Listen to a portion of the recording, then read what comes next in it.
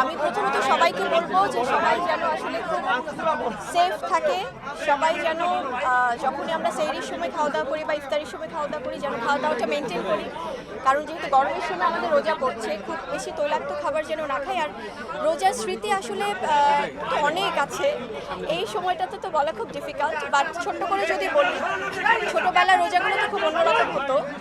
তখন যখনও রোজা রাখার বয়স হবে তখন যেটা হতো যে 3 বেলা খেয়ে আসলে রোজা মনে হতো যে 3 বার খেলে, মা বাবা বলতে, আম্মু বলতে যে 3 বার তুমি খেলে তোমার 3টা রোজা হয়ে যাবে।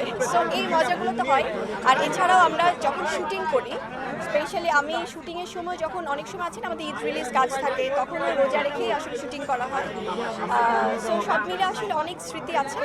আর সেখান থেকে আমি বলবো যে রোজার সময়টা যেন অ্যাটলিস্ট সবাই খুব নিজেদেরকে টেক কেয়ার করে ভালো থাকে।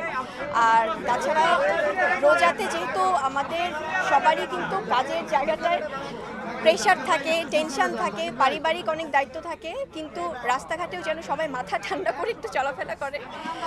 প্রচুর ট্রাফিক আমরা ফেস করি অনেক সময়, কিন্তু সবাই যেন খুব সুন্দরভাবে মেনটেন করে সেটাই চাওয়া। তো রোজায় আমাদের খাদ্যাভ্যাস একটু পরিবর্তন হচ্ছে, সেক্ষেত্রে নিজেকে ফিট রাখতে আপনি কী ধরনের খাবার গ্রহণ করেন বা দর্শকদের যদি কিছু বলতেন?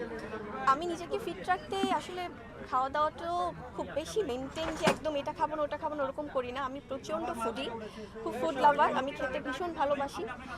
আর যেটা হয় যে মেনটেনটা আসলে হয় কি, যেহেতু রোজার আমাদের অনেকটা সময় না খেয়ে থাকতে হয়, সেটা আমাদের ইসলামিক একটা পার্ট। সো যখন আমরা ইফতার করছি বা যখন আমরা রোজার উদ্দেশ্যে সেহরি করছি, আমি একটু আগে বলছিলাম যে আমরা খুব বেশি তৈলাক্ত খাবার অ্যাভয়েড করি, পানীয় জাতীয় খাবার, শরবত বা এগুলো যেন খাই অনেক বেশি বেশি, কারণ তাহলে বডি অনেক বেশি ডিহাইড্রেট হয়ে যায়।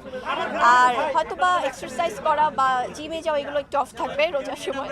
সো এটাই। আর আমি দর্শকদের উদ্দেশ্যে বলতে চাই যে আপনারাও সুস্থভাবে নিজেদেরকে রাখবেন এবং খাওয়া দাওয়াটা যতটা একদম, আবার যারা অনেক বেশি মেনটেন করে তারা কিন্তু অনেক সময় না খেয়ে আবার রোজাও না খেয়ে রাখা হয়।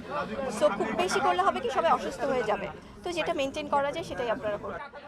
আর এসে যখন দেখছি যে এত গ্যাদারিং, খুবই ভালো লাগছে, কারণ সবাই খুব কষ্ট করেই আসলে আমাদের জন্যই আসে এখানে, আমাকে ভালোবাসা দেয় এবং সেই সম্মানটা থেকেই সবার আসা।